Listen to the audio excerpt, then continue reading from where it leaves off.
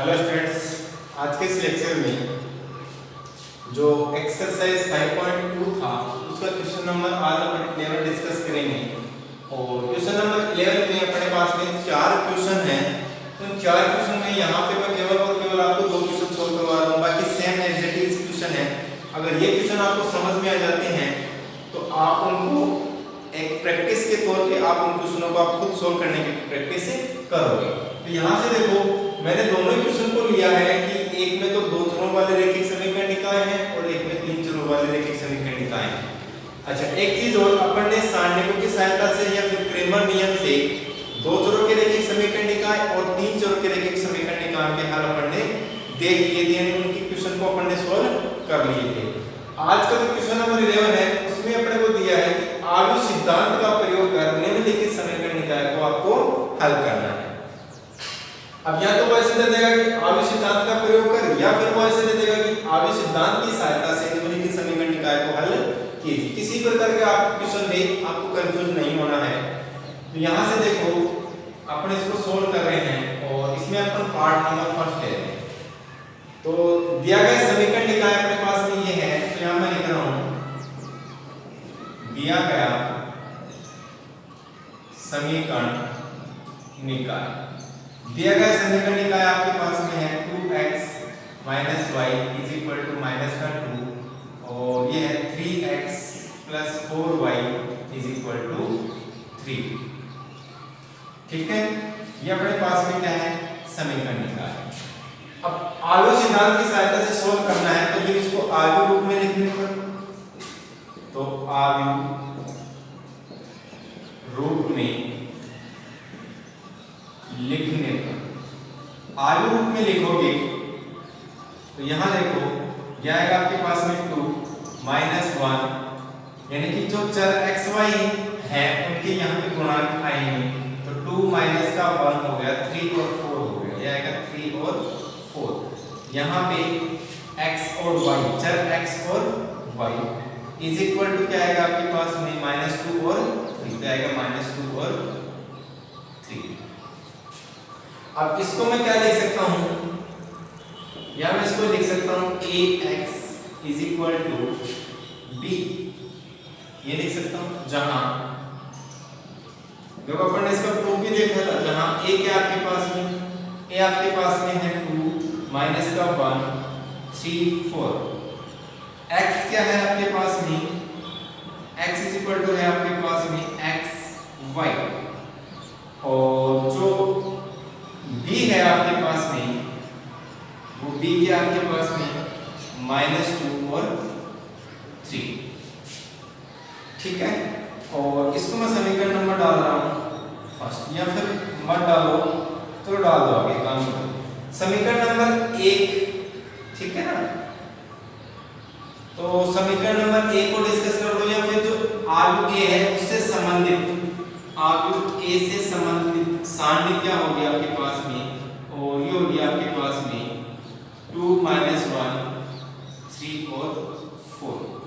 यहाँ से इसको सोल्व करोगे आप, तो सोल्व करोगे तो आपके पास में आएगा 4 × 8 माइनस का 3 × 1, 3 × -1 तो -3 और माइनस पहले से है, तो क्या आएगा आपके पास में 11, यानी कि डिटरमिनेंट a, यानी सारणी a का मान क्या आ गया आपके पास में 11 आ गया, जो कि क्या है = 0 है। इसका मतलब क्या हो गया कि a इनवर्स का अस्तित्व है, यानी कि a इनवर्स आप ज्ञात कर सकते हो। समीकरण नंबर 1 से देखो, समीकरण 1 से, या फिर ये लिख दूंगा कि समीकरण 1 को a इनवर्स से दोनों तरफ गुणा करने पर, तो समीकरण 1 को दोनों तरफ a इनवर्स से गुणा करने पर, तो समीकरण 1 जो है इसको a इनवर्स से मल्टीप्लाई करोगे तो आपके पास में आएगा a इनवर्स a, और ये है आपके पास में x = a inverse b। A inverse A जो होगा वो क्या देगा आपको आइडेंटिटी देगा, यानी Ix इज इक्वल टू क्या आएगा ए इनवर्स बी, और आइडेंटिटी जो है वो किसी भी मैट्रिक्स से मल्टीप्लाई होके आपको क्या देगा वही मैट्रिक्स देगा। तो x इज इक्वल टू क्या आ गया आपके पास में ए इनवर्स बी आ गया, और इसको आप डाल सकते हो समीकरण नंबर 2। यहां तक अपना काम हो गया। ए इनवर्स का अस्तित्व है तो फिर आपको ए इनवर्स ज्ञात करना है। तो ए इनवर्स ज्ञात करने के लिए आपको एडजॉइंट ए की जरूरत पड़ेगी। तो देखो यहाँ पे अपने पास में 2/2 क्रम का आव्यूह है, तो फिर अपन डायरेक्ट इसका एडजॉइंट ए ज्ञात कर सकते हैं। तो फिर एडजॉइंट ए, और एडजॉइंट ए आपके पास में क्या होगा, मैंने आपको सिखाया था ये चीज, क्योंकि अगर 2/2 क्रम का आव्यूह है तो उसका एडजॉइंट अपन डायरेक्ट निकाल सकते हैं। तो उसमें क्या होता है कि जो मुख्य विकर्ण के अवयव होते हैं उनका तो स्थान परिवर्तन हो जाता है। यहाँ पे ये तो हो गया इनका स्थान परिवर्तन, ये तो है स्थान परिवर्तन मुख्य विकर्ण के अवयव का, और पिछले विकर्ण के जो अवयव हैं उनका चिन्ह परिवर्तित हो जाता है। तो जो -1 का -1 है वो तो हो जाएगा प्लस का, और 3 जो प्लस का है वो क्या रहेगा आपके पास में -3। एडजॉइंट ए आपके पास में आ गया, आपको ए इनवर्स ज्ञात करना है। तो A inverse is equal to क्या होगा आपके पास में एडजॉइंट ए अपॉन में डिटरमिनेंट ए। तो यहां से ए इनवर्स आपके पास में आएगा, तो A inverse is equal to adjoint A, adjoint A आपके पास में है वो है 4 1 -3 और 2, और इसमें भाग लगाना आपको डिटरमिनेंट ए का। डिटरमिनेंट ए के आपके पास में 11, यानी आपने भाग लगा दिया इसका 1/11, ये भाग लगा दिया, यानी आपके पास में आ गया ए इनवर्स। ठीक है, इसको समीकरण नंबर डाल दो 3। ए इनवर्स आपके पास में आ गया, और अपने को मान किसका निकालना है, यानी समीकरण निकाय को हमको हल करना है। हल का मतलब आपके पास में x और y के जो मान है वो आपको ज्ञात करने हैं। जो x और y के मान आएंगे वो इस समीकरण को क्या करेंगे, सेटिस्फाई करेंगे। तो समीकरण 2 और 3 से क्या लिख सकते हैं अपन, समीकरण 2 तथा 3 से, समीकरण 2 तथा 3 से ए इनवर्स का मान समीकरण नंबर 2 में रखोगे तो ये आएगा आपके पास में x is equal to A inverse आपके पास में है 1/11, और ये आपके पास में 4 और 1 माइनस का 3 और 2, ये तो आ गया आपके पास में ए इनवर्स। b क्या है आपके पास में, तो b देखो आपके पास में है आव्यूह, और ये आ गया आपके पास में आव्यूह b, वो है -2 और 3। अब यहां से जब इसको सोल्व करोगे तो x क्या आपके पास में चर x और y का आव्यूह है, ये आ गया x और y का आव्यूह, ये आएगा आपके पास में 1/11। अब देखो यहाँ पे दो आव्यूह आपको दिए गए हैं, तो इनको अपन क्या कर सकते हैं, मल्टीप्लाई कर सकते हैं। तो यहाँ से देखो इसको मल्टीप्लाई करोगे आप, इसकी पंक्ति इसका स्तंभ की संगत अवयव से मल्टीप्लाई होगा, तो 4 - 2 तो -8 प्लस 1 गुणा 3 तो +3, इसकी पंक्ति इसका स्तंभ हो गया, -3 गुणा -2 जाएगा +6 प्लस 3 दूनी 6, ये आ गया आपके पास में। यहाँ से इसको सोल्व करोगे जाएगा 1/11, और ये आएगा आपके पास माइनस का 8 + 5, तो इतना माइनस का 8 + 3 आएगा, तो आएगा -5, और ये आएगा आपके पास में 12। अब आव्यूह है तो आव्यूह के प्रत्येक अवयव से ये मल्टीप्लाई होगा, तो आपके पास में क्या प्राप्त होगा, -5/11, और ये आएगा आपके पास में 12/11, और इधर क्या आपके पास में x और y। यहाँ पर लिख सकते हैं तुलना करने पर, तुलना करोगे क्योंकि समान आव्यूह अपने पास में प्राप्त हो गई, तो तुलना करने पर तुलना करोगे तो आपके पास में x की वैल्यू आएगी -5/11, और y की वैल्यू आएगी आपके पास में 12/11। तो ये था अपना आव्यूह सिद्धांत, और आव्यूह सिद्धांत में दो चरों के रैखिक समीकरण निकाय का हल। ये अपना हो गया क्वेश्चन नंबर 11 में क्वेश्चन नंबर 1। यहाँ से आप इसका स्क्रीनशॉट लो, फिर जो 3 चरों के रैखिक समीकरण निकाय हैं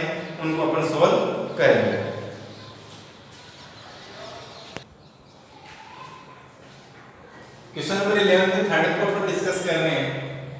तो यहां से देखो इसका जो सॉल्यूशन है थर्ड का, तो देखो दिया गया समीकरण निकाय,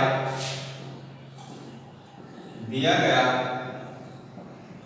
समीकरण निकाय,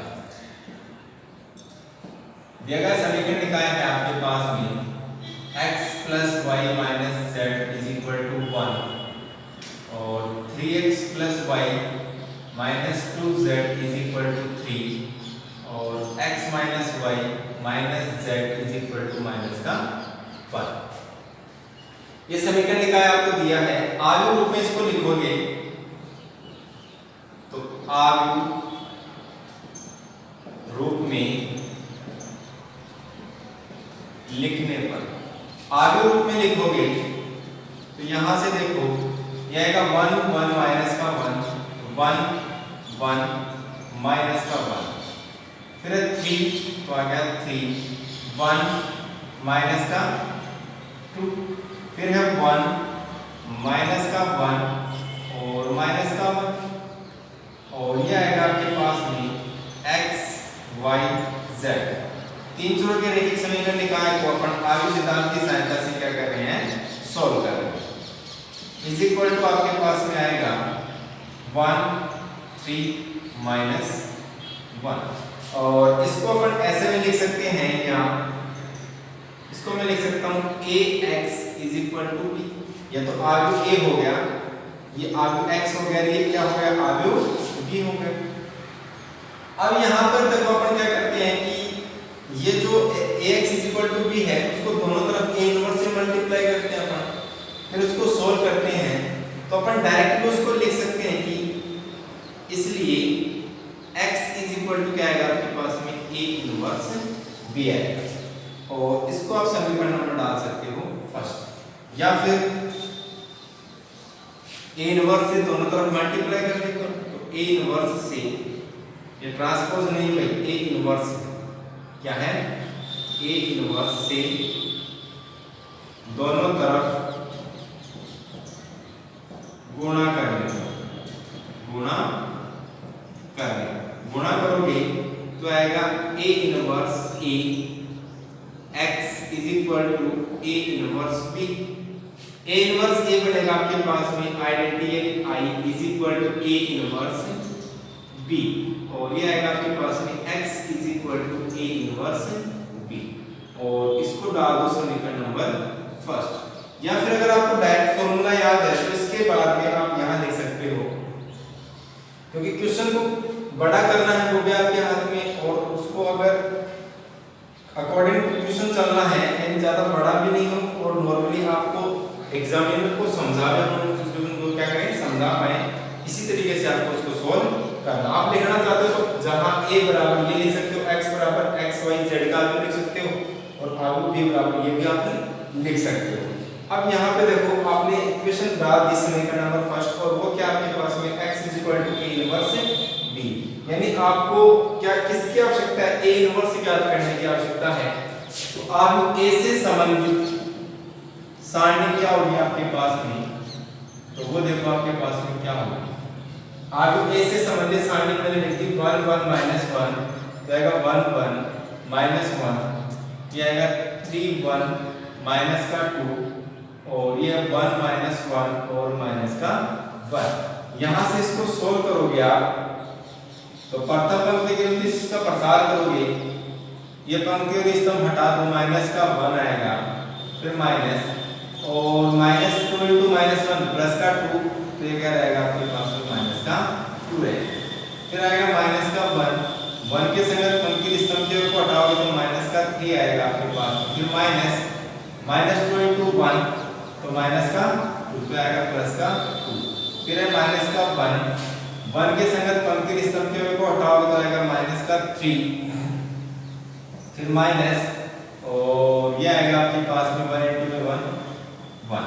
इसको सोल्व करोगे आप तो आएगा -1 -2 हो गया माइनस का 3 -1 -3 प्लस में 2 तो क्या आएगा आपके पास में माइनस का 1 -3 सॉरी 3 -1 कितना होगा आपके पास में 2 होगा। यहां से सोल्व करोगे तो आएगा -3 -1 इंटू में -1 बनेगा आपके पास में प्लस का 1 और ये आएगा माइनस का 2। तो यहाँ से देखो आप, यहाँ से आपके पास में क्या आएगा -3 और -2 हो गया आपके पास में माइनस का 5 प्लस में 1 और इसको सोल्व करोगे तो आपके पास में आएगा माइनस का 4। दोबारा चेक कर लो आप, यही आंसर आ रहा है क्या?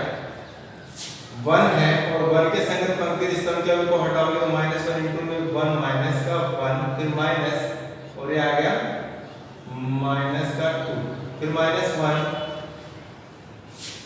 और ये आएगा आपके पास में 1 के संगत पंक्ति स्तंभ के को हटाओगे तो आएगा माइनस का 3 और फिर माइनस और माइनस का 2 फिर है -1 1 के संगत पंक्ति स्तंभ के को हटाओगे तो आएगा माइनस का 3। ये देखो भाई यहाँ आएगा माइनस का 3 और फिर माइनस का 1। ये कितना आएगा यहाँ पे आपके पास में माइनस का 4 आएगा। कितना आएगा आपके पास में माइनस का 4। तो माइनस का 4 और माइनस का 1 क्या देगा आपको प्लस का 4 देगा। अब यहाँ पे देखो आपको क्या प्राप्त हो रहा है 4 प्लस 1 हो गया 5 तो आएगा 5 माइनस 3 और ये आएगा आपके पास में 2। यानी कि सारणिक a का मान क्या आएगा आपके पास में 2 जो कि क्या नहीं है नॉट इक्वल टू 0 नहीं है। इसका मतलब a इनवर्स का क्या है आपके पास में अस्तित्व है और जब a इनवर्स का अस्तित्व होता है इसका मतलब फिर अपन उसका क्या ज्ञात करते हैं सेकंड ज्ञात करते हैं। तो फिर यहां से देखो अपन सेकंड ज्ञात कर रहे हैं, सेकंड ज्ञात करेंगे। तो सेकंड ज्ञात करोगे तो आगे आपके पास में ये है तो यहाँ से देखो आप ज्ञात करोगे F11 ऊपर लिख देता हूँ मैं इसको F11 और वो होगा -1 की पावर 1 प्लस 1 और उपसारणी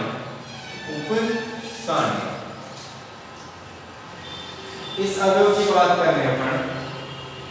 तो इसके संगत पंक्ति स्तंभ को हटाओ तो आएगा 1 - 2 आगे आपके पास में 1 माइनस का 2 और -1 और माइनस का 1।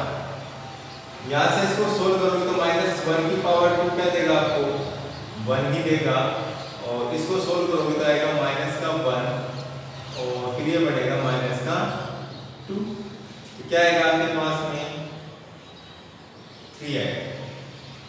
क्या आएगा आपके पास में 3 आएगा। यानी F11 की बात कर रहे हैं, F11 की बात करोगे तो आएगा माइनस का 1 और ये हो गया प्लस और माइनस का 2 और ये आएगा -1 की पावर 1 प्लस में 1 तो क्या आएगा आपके पास में 3। फिर आपके पास में F12 तो आएगा -1 की पावर 1 प्लस में 2 और उपसारणी इसके संगत पंक्ति और स्तंभ के अवयव को हटाओगे तो आएगा 3 माइनस का 2 ये आ गया आपके पास में 3 माइनस का 2 और 1 माइनस 1 तो आ गया 1 माइनस का 1 तो -1 की पावर 3 हो गया माइनस सोल्व करोगे तो आएगा माइनस का 3 और फिर आएगा माइनस और ये क्या आएगा आपके पास में माइनस का 2 आएगा माइनस और ये आएगा प्लस का 2। यहाँ से इसको सोल्व करोगे -3 प्लस में 2 ये बढ़ेगा आपके पास में माइनस का 1 और माइनस पहले से ये आएगा आपके पास में प्लस का 1। फिर आपके पास में F13 तो -1 की पावर 1 प्लस में 3 और इसकी उपसारणी तो -1 की बात करें सभी की बात करें तो इसके संग पंक्ति स्तंभ को हटाओ जाएगा 3 1 ये आ गया आपके पास में 3 1 और माइनस का 1 -1 की पावर 4 होगा पॉजिटिव को तो मैं लिख नहीं रहा ये आएगा माइनस का 3 और ये आएगा माइनस 1 इंटू में 1 क्या हो जाएगा 1 क्या वैल्यू देगा आपके पास में माइनस का 4। इसी प्रकार से आपको F21 ज्ञात करना है तो -1 की पावर 2 प्लस में 1 और 2 प्लस में 1 की उपसारणी यानी कि F21 की उपसारणी इस 3 के संगत पंक्ति और स्तंभ के अवयव को हटाओगे तो माइनस का 1 माइनस का 1 और ये आएगा 1 -1 -1 -1 माइनस का 1 यहाँ से सोल्व करोगे तो -1 की पावर 3 होगा और ये आएगा आपके पास में -1 इंटू में 1 तो माइनस -1 इंटू में -1 क्या बनेगा आपके पास में प्लस का 1 क्या आएगा 1 -1 हो गया माइनस का 2 और फिर है माइनस का बाहर तो क्या आएगा आपके पास में 2 फिर f याद करोगे तो आएगा -1 की पावर 2 प्लस में 2 और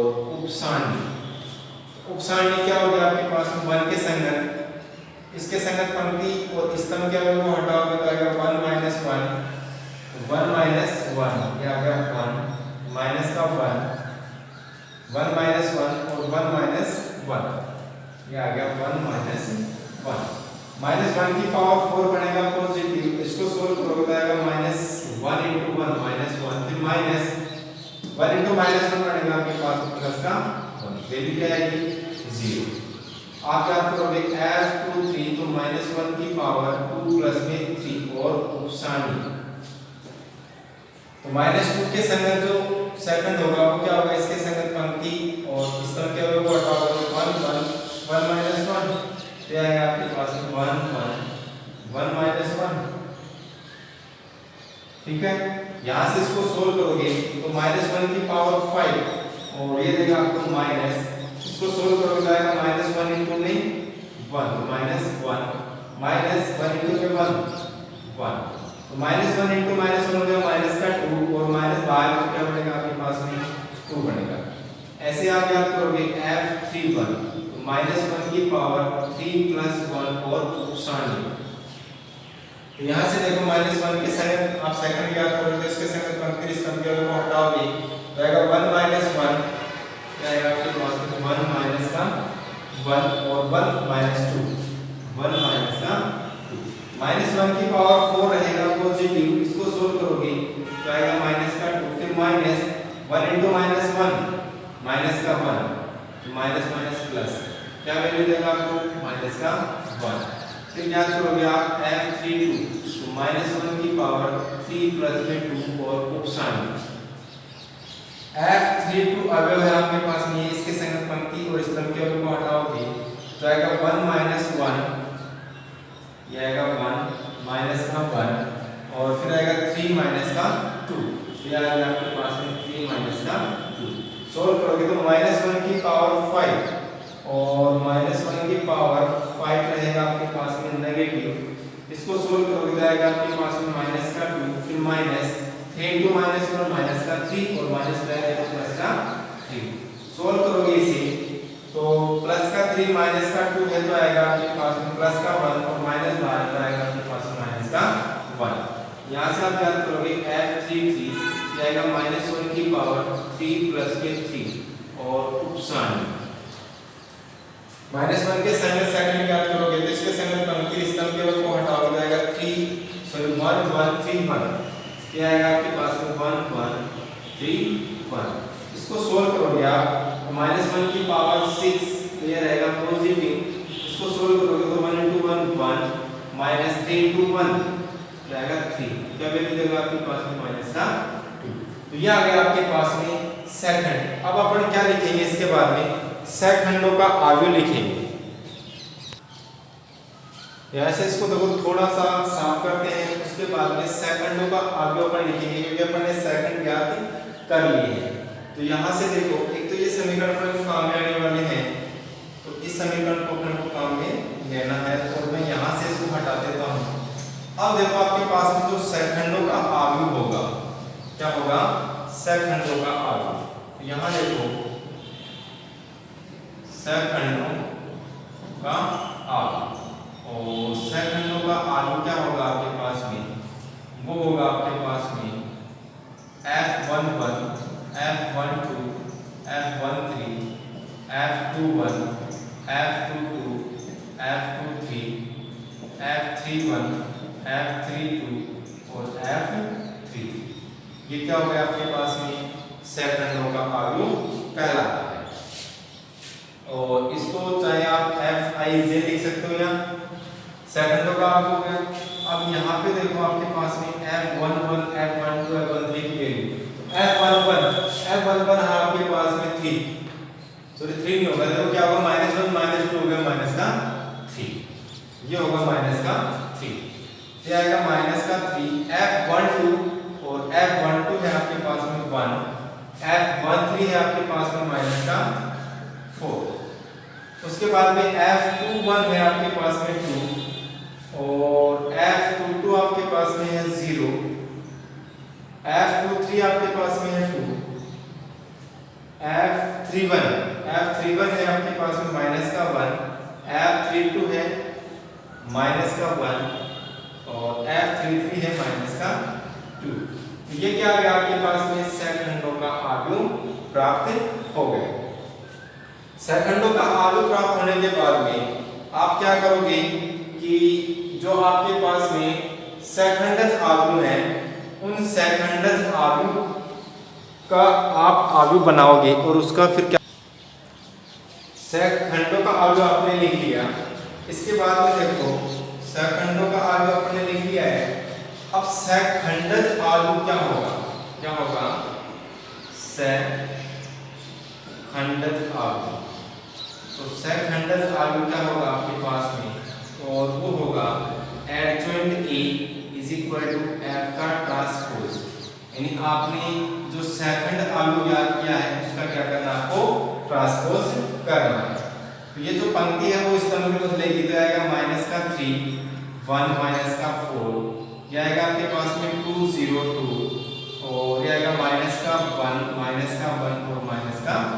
ये क्या आएगा आपके पास में, सेकंडज आव्यूह आएगा, यानी adjoint A is equal to F transpose, F का ट्रांसपोज। डिटरमिनेंट ए की वैल्यू अपने को पता है वो क्या है, 2 है। तो यहां से देखो इसको फिर हटा रहा हूं मैं, इसको हटा दो। डिटरमिनेंट ए की वैल्यू अपने को चाहिए, उसका ध्यान रखना है। और यहां से इसको भी हटा दो और फिर अपने इसको सोल्व करते हैं। अब देखो अपने पास में एडजॉइंट ए आ गया, क्या आ गया, एडजॉइंट ए अपने पास में आ गया। ए इनवर्स अपने को याद करना है, तो ए इनवर्स क्या होता है आपके पास में, एडजॉइंट ए और अपॉन में क्या आएगा, डिटरमिनेंट ए। तो A inverse is equal to adjoint A आपके पास में है वो ये है माइनस, तो यहां देखो ये है -3 2 -1 और फिर है 1 0 -1 फिर है -4 2 -2। ये क्या है आपके पास में, एडजॉइंट ए है, इसमें भाग लगाना है डिटरमिनेंट ए का। और डिटरमिनेंट ए क्या आपके पास में 2 है, इसका भाग लगाओगे तो क्या आएगा, 1/2 आएगा, यानी कि आपके पास में ए इनवर्स की वैल्यू आपको प्राप्त हो गई। अब इस ए इनवर्स को कहां रखना है, समीकरण नंबर 1 में रखना है। समीकरण नंबर या फिर ए इनवर्स का मान समीकरण 1 में रखने पर, तो समीकरण 1 में रखोगे, यहां से देखो ए सारणिक ए का मान अपने काम में ले लिया, तो यहां से इसको हटा दो आप। और फिर जो समीकरण 1 है उस समीकरण 1 में ए इनवर्स का मान आप रखोगे और उसको सोल्व करोगे, तो फिर देखो आपके पास में क्या प्राप्त होता है। तो यहां से अपन ने रख दिया, ये आएगा ए इनवर्स, समीकरण नंबर ये 1 है, x is equal to A inverse b। तो x क्या आपके पास में, x है x y z का आव्यूह। ए इनवर्स है आपके पास में 1/2 और ये आव्यूह है -3 2 -1, उसके बाद में 1 0 -1 -4 2 और -2। आव्यूह b, और आव्यूह b क्या है, आव्यूह b देखो अपन ने मिटा दिया है, कोई दिक्कत नहीं है। आव्यूह b अपन यहां से लिख सकते हैं, क्योंकि आव्यूह b जो है वो था अपने पास में 1 3 और -1। तो यहां से अपन लिख सकते हैं 1 3 -1। यहां से इसको सोल्व करोगे आप, तो फिर देखो आपको क्या प्राप्त होगा, ये आपके पास में 3 है -3 -3 into 1 तो -3 प्लस 2 into 3 तो आएगा 6 प्लस आता है -1 into में -1 आएगा प्लस का 1। इसकी पंक्ति इसका स्तंभ 1 इंटू 1 आएगा तो 1 प्लस 0 इंटू 3 0 प्लस -1 इंटू -1 बनेगा 1। आगे सोल्व करोगे तो -1 इंटू 4 तो माइनस का 4 प्लस 2 इंटू 3 हो गया 6 प्लस -2 इंटू में माइनस का 1 तो क्या आएगा प्लस का 2 आएगा। यहाँ से इसको सोल्व करोगे तो आएगा आपके पास में 1/2 और ये आएगा आपके पास में 6 और 1 7 7 में से 3 कटेंगे तो बचेंगे आपके पास में 4। 1 प्लस 1 हो गया 2। यहाँ पे देखो आपके पास में है 6 और 2 8 8 में से -4 कटेगा तो क्या बचेगा आपके पास में 4। अब जो आपके पास में आलू है उस आलू के प्रत्येक अवयव को अपन 1/2 से मल्टीप्लाई करेंगे तो फिर देखो आपको क्या प्राप्त होगा। इसको 4 को 1/2 से मल्टीप्लाई करोगे तो आएगा 2 को 1/2 से मल्टीप्लाई करोगे तो 1 और 4 को 1/2 से मल्टीप्लाई करोगे तो आपके पास में आएगा 2। तुलना करोगे आप, तुलना करने पर तुलना करोगे तो फिर x का मान क्या आएगा आपके पास में, x का मान आएगा 2, y की वैल्यू क्या आएगी, y की वैल्यू आएगी आपके पास में 1 और z की वैल्यू क्या आएगी आपके पास में 2। तो ये था अपना क्वेश्चन नंबर 11 में पार्ट 3 तीन जोड़ों के रैखिक समीकरण निकाय का हल किससे, आलू सिद्धांत की सहायता से। इसी प्रकार से जो क्वेश्चन नंबर 2 और 4 है क्वेश्चन नंबर 11 में उनको आप कुछ प्रैक्टिस करके सोल्व करोगे। तब तक के लिए इस वीडियो को देखते रहिए और क्वेश्चनों की आप प्रैक्टिस बार-बार करते रहिए, मुस्कुराते रहिए।